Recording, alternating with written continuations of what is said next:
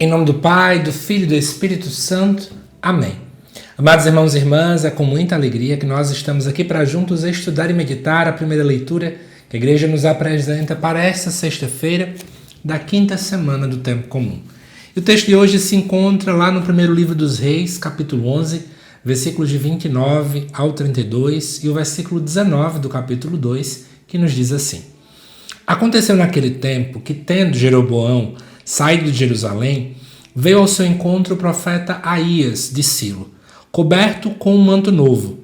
Os dois achavam-se sós no campo.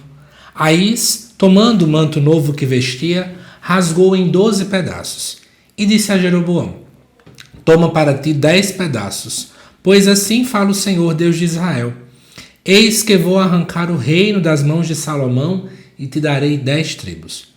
Mas ele ficará com uma tribo por consideração para com meu servo Davi e para com Jerusalém, cidade que escolhi dentre todas as tribos de Israel.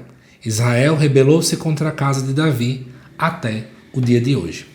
Amados irmãos e irmãs, olhando para esse texto, é interessante que a gente possa relembrar alguns fatos importantes. Salomão começou o seu reinado muito bem, ao ponto de que pediu a Deus sabedoria, a graça de poder discernir entre o bem e o mal.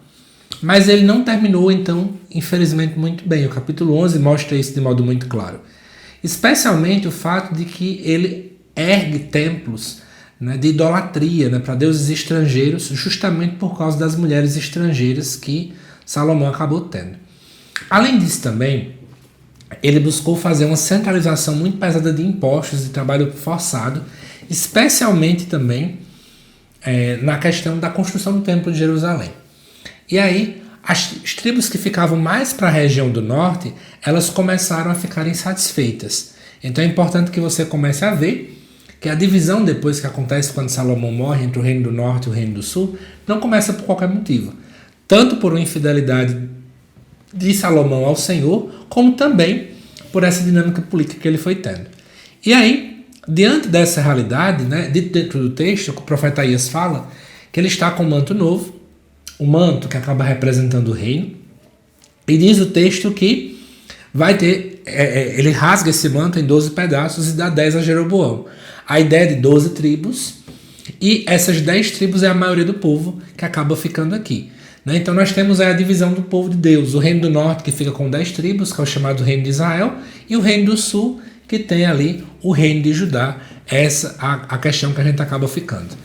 E aí eu acho que diante desse texto dá para a gente poder mentalizar algumas questões, refletirmos juntos algumas coisas. Primeiro, é a ideia de que sempre que existe infidelidade à vontade de Deus, sempre que nós somos infiéis à aliança que Deus faz conosco, nós vamos ver que vai ter divisões.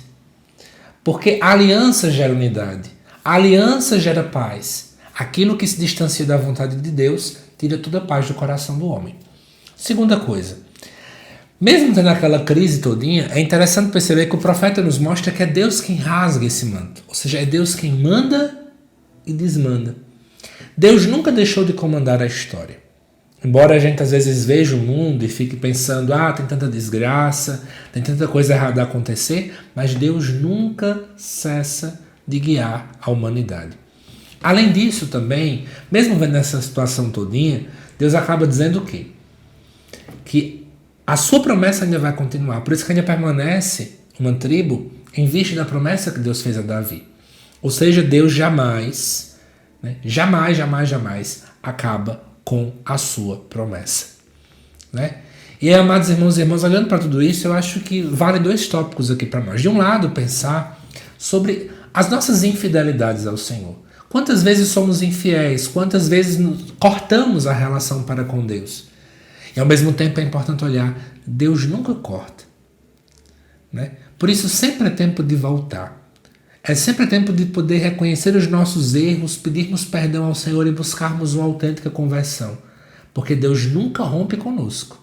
Somos nós que muitas vezes rompemos para com Cristo.